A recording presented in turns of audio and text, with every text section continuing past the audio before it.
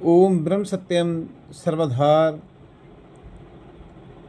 सद्गुरुदेव महात्मा मंगत राम जी की वाणी और वचनों के माध्यम से, तमाम सत्पुरुषों की शिक्षाओं के माध्यम से इस विषय को समझने की कोशिश करेंगे कि मेरी चिंता का नाश कैसे हो। ये मन जो सब कुछ होने के बावजूद भी डरता रहता है, भयभीत है, चिंतित है कि पता नहीं क्या होने वाला है, क्या हो जाएगा, तो ऐसे भाव से, इन भावों से कैसे बचा जा सकता है? वो कौन से साधन है जिनको धारण करके मन में निर्भयता आवे, स्थिरता आवे, मन शांति को पकड़ लेवे? तो महाराज जी की वाणी का विचार करते हैं। सद्गुरुदेव फरमाते हैं अपनी वाणी में, कहते कारण करता जान के मन की चिंता त्याग, मंगत देह पिंड जिस दिया रहो चरण तिस लाग। तो सत्पुरुषों ने इस रहस्यमय वाणी में इस बात का निर्णय दे दिया है, फैसला कर दिया है कि किन भावों को धारण करके मैं अपने जीवन की रूपरेखा को बदल सकता हूँ। जो मन भयभीत रहता है, चिंतित रहता है, किस प्रकार मैंने इसके रोग का समाधान करना है, इसके रोग को ठीक करना है, उसका नाश करना है। तो दवाई महापुरुषों ने इस दोहे में बताई है, इन वचनों में बताई है। आप फरमाते हैं कि अगर हम चिंता से बचना चाहते हैं तो अपने आप को कर्म बंधन से मुक्त कर लें। कर्म फल की इच्छा ही मेरे दुख का कारण है, मेरे बंधन का कारण है। तमाम सत्पुरुषों ने कर्म से रिहाई की ही सदग्रंथों में शिक्षा दी है। जब मैं कर्म का कर्ता बनता हूँ कि फलां फलां कर्मों को करने वाला मैं हूँ, तो इसी अज्ञानता की वजह से मैं दुखी होता हूँ। ये कर्मफल की इच्छा ही मेरे बंधन का कारण है, मेरे दुख का कारण है, ऐसा सदग्रंथों में बताया है। भगवान कृष्ण ने भी कर्म से परे होने की शिक्षा दी है, यानी निष्काम कर्म की शिक्षा दी है। और निष्काम कर्म ही मेरी मुक्ति का कारण बनता है, और जो सकाम कर्म है वो मुझे बंधन के देने वाला है।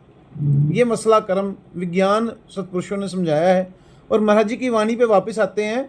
आप भी फरमाते हैं, कारण करता जान के मन की चिंता त्याग। कहते जो भी तूने कर्म किया है उसको ईश्वर को समर्पित कर दो। कर्म फल तेरे हाथ में है, कर्म करना तेरे हाथ में है, लेकिन उसका जो फल है वो तेरे हाथ में नहीं है, तो इसके विषय में चिंता क्यों करनी। ये बड़ा ही एक जीना विषय है, बड़ा ही सूक्ष्म विषय है। जब तक मैं इसको गहराई से नहीं समझूंगा, मेरे बंधन, मैं अपने बंधन को काट नहीं सकूंगा। कारण करता जान के मन की चिंता त्याग। कर्म करना है लेकिन उसका फल नहीं देखना। मैं अपने आप को, इसके लिए सत्पुरुष एक उदाहरण देकर समझाते हैं, क्योंकि छोटी छोटी उदाहरणों के ज़रिए हमें ये विषय आसानी से समझ आ जाता है। तो सत्पुरुष कहते हैं कि जैसे एक बैंक का कर्मचारी है, कोई बैंक में जॉब करता है, तो उसको करोड़ों रुपए जमा करते वक्त और पैसे देते वक्त, किसी ने पैसे निकलवाने हो, चाहे लाख हो, 10 लाख हो, 20 लाख हो, करोड़ रुपए हो, तो उसको ना लेते वक्त सुख महसूस होता है, ना देते वक्त उसको कोई मन उसका विचलित होता कि हाय मेरे इतने पैसे चले गए। तो क्यों? जरा विचार करें। क्योंकि लेते और देते वक्त, पेमेंट लेते वक्त और देते वक्त उसको ये अच्छी तरह से ये ज्ञान होता है कि मेरा इसमें कुछ नहीं है, मैं तो नौकर हूँ। तो यही ज्ञान हमने अपने जीवन में इम्प्लीमेंट करना है, अपने जीवन में धारण करना है कि ये जितनी भी विचित्र माया प्रभु की है, हैरान कर देने वाली ये जो माया है जिसको मैं भोग रहा हूँ, ये मेरी नहीं है, ये प्रभु की है, ये ईश्वर की है, और मुझे इस्तेमाल करने के लिए मिली है।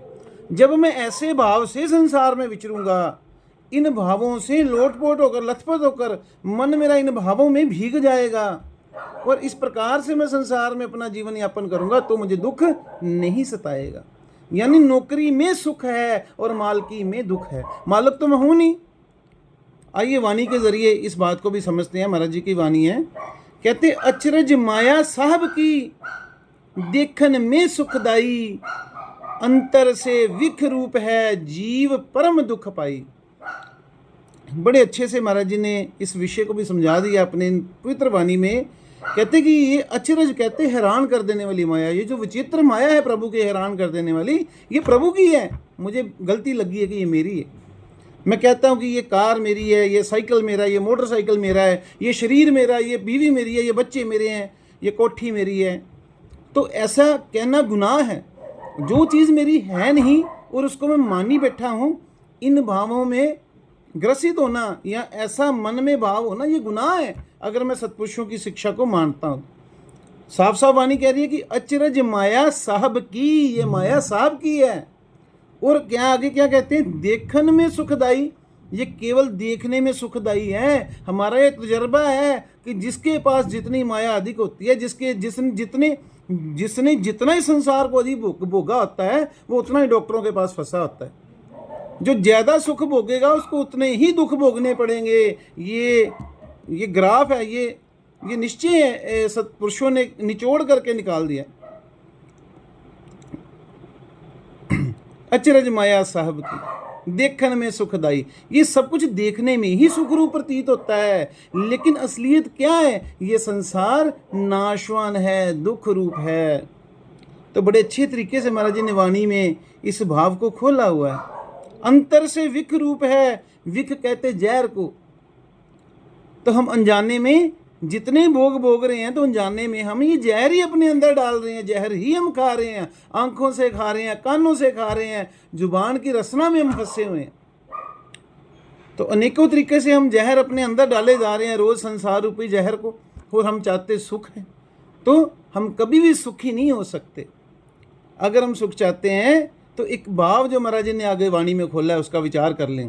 कहते कोई वस्तु नहीं संसार की, जो चित्त देवे शांत, मंगत मार्ग ज्ञान का सकले हरे भ्रांत। तो ये महाराज जी ने निचोड़ करके हमें निचोड़ हमें वाणी में दे दिया है कि संसार में ऐसी कोई वस्तु बनी नहीं है ही नहीं है। एक वस्तु क्या, पूरे संसार की वस्तुओं को तो भोग ले, इंद्र राज को भी भोग ले, इंद्र का राज भी तुझे मिल जावे, तब भी तू सुखी नहीं हो सकता। तो जितनी जल्दी हो सके हम महापुरुषों के इन वचनों को समझें, बार बार इनका मनन करें और इन पर चलने की कोशिश करें, और अपने मानस जीवन में समय रहते अपने ध्येय को पहचान कर उसकी ओर अग्रसर हो सके। ओम ब्रह्म सत्यम सर्वाधार।